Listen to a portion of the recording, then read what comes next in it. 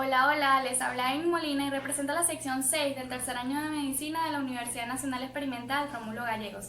Y bienvenidos a Infórmate con la 6.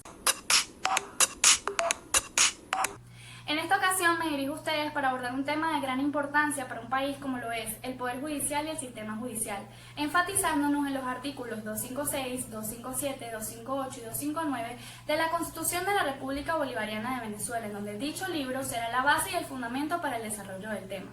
Ahora bien, no podemos llegar al análisis de los artículos sin antes entender a qué nos referimos cuando hablamos del Poder Judicial y del Sistema Judicial. El Poder Judicial es uno de los 5 órganos más importantes de un país, pues él mismo es el encargado de la administración de justicia, en este caso de Venezuela. Es decir, es el órgano responsable de hacer cumplir y respetar los principios, derechos y deberes tanto del Estado como de los ciudadanos que lo integran. Uno de los principios más importantes del Poder Judicial es hacer que la justicia sea accesible.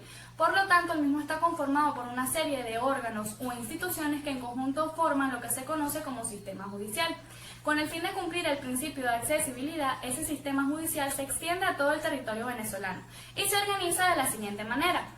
Primero tenemos al Tribunal Supremo de Justicia, el cual constituye el máximo órgano del Poder Judicial. Este está ubicado en la ciudad de Caracas, cumpliendo con esto lo establecido en el artículo 18 de la Constitución, que indica que todos los órganos públicos se asentarán en la capital de la República, pero que este no limitará el ejercicio de los mismos al resto del país. Luego tenemos a los representantes del Tribunal Supremo de Justicia, donde en primer lugar tenemos a los magistrados, que son aquellos funcionarios que ejercen su práctica en la Audiencia Nacional, es decir, en el Tribunal Supremo de Justicia como tal. Luego de ellos tenemos a los demás tribunales ubicados en el resto del país y por último a los jueces representantes de esos tribunales. Hay algo muy importante que destacar aquí y es que a pesar de que todos ellos poseen jurisdicción, es decir, la capacidad para decidir, están limitados gracias a 3 elementos. El primero de ellos es limitación de competencia por materia. Cada juez obedece a un tipo de materia, ya sea penal, civil, agraria, entre otras. De igual forma están limitados de competencia por territorio, es decir, a qué territorio obedece ese juez. Y por último están limitados de competencia por cuantía, es decir, a cuántas unidades tributarias obedece ese juez. En segunda instancia tenemos al Ministerio Público, donde los representantes del Ministerio Público son los fiscales y el Ministerio Público es el encargado de llevar a cabo los procesos, es decir, los procedimientos para que un conflicto llegue ante un juez y se dé ante la ley la resolución de ese caso. Por otra parte tenemos los defensores públicos, los cuales representan la Defensoría Pública y esta es la encargada principalmente de la defensa de los derechos humanos. Luego tenemos al 6CPC, que es el Centro de Investigación Científica, Penal y Criminalística, encargada de los procesos de investigación científica. Luego tenemos a los medios alternativos, que constituyen una herramienta fundamental para el Poder Judicial, pues son los encargados de resolver conflictos en comunidades y sociedades en específico. Y por último tenemos a los abogados en ejercicio. Una vez entendido qué es el Poder Judicial y el sistema judicial que lo integra, debemos tener claro que en Venezuela la administración de justicia es completamente responsabilidad del Estado. Por ello, el artículo 256 de la Constitución establece que todos los representantes del Poder Judicial, es decir, los jueces, los fiscales, los defensores públicos, los abogados, entre otros, deben conservar y resguardar 2 principios muy importantes. El primero de ellos es el principio de la imparcialidad, en donde quiere decir que todos estos representantes deben hacer que la justicia sea igualitaria para todos. Y el segundo de ellos es el principio de la independencia, que quiere decir que su decisión debe ser única y exclusiva. Con el fin de resguardar estos 2 principios, ninguno de los representantes del Poder Judicial puede hacer activismo político, sindicalista, gremial, entre otros. No puede ejercer otro cargo dentro de la administración pública, a excepción de la educación, y mucho menos pueden hacer su práctica independiente o asociarse entre ellos.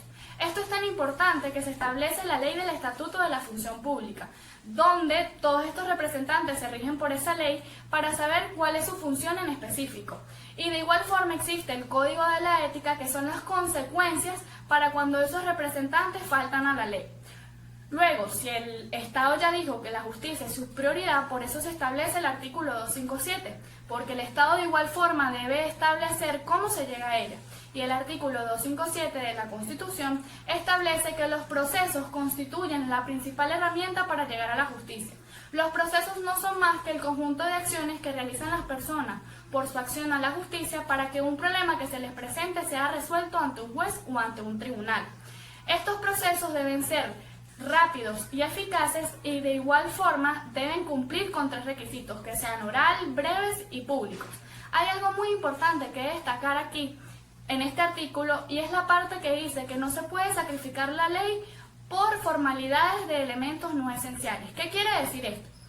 Anteriormente, en la Constitución establecida antes de la de 1999, es decir, la actual, cuando se llegaba al juicio, los jueces, por algún error en el documento de fecha o del nombre del juez, ese juicio era totalmente pospuesto.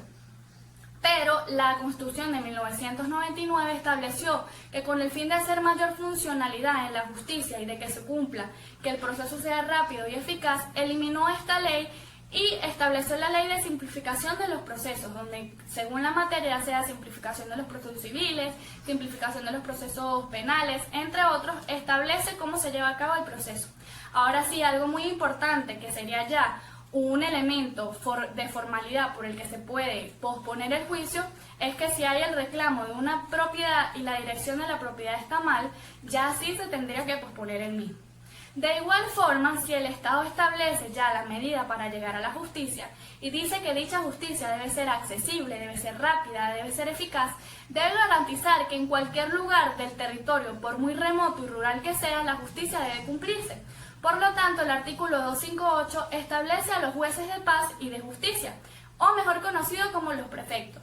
¿Cuál es la diferencia de estos jueces de paz con los magistrados? Por ejemplo, es que los magistrados son escogidos por la Asamblea Nacional, mientras que los jueces de paz o los prefectos son escogidos por la misma comunidad o sociedad en específico, para que al momento de que esa comunidad presente un problema que no sea de gran estancia, se dirigen hasta ese juez de paz que fue elegido por voto secreto, discreto y directo de esa comunidad para que éste sea resuelto, ya que lo importante de esto es que recordemos que la justicia o que se resuelve un conflicto, de eso depende el destino de esas personas.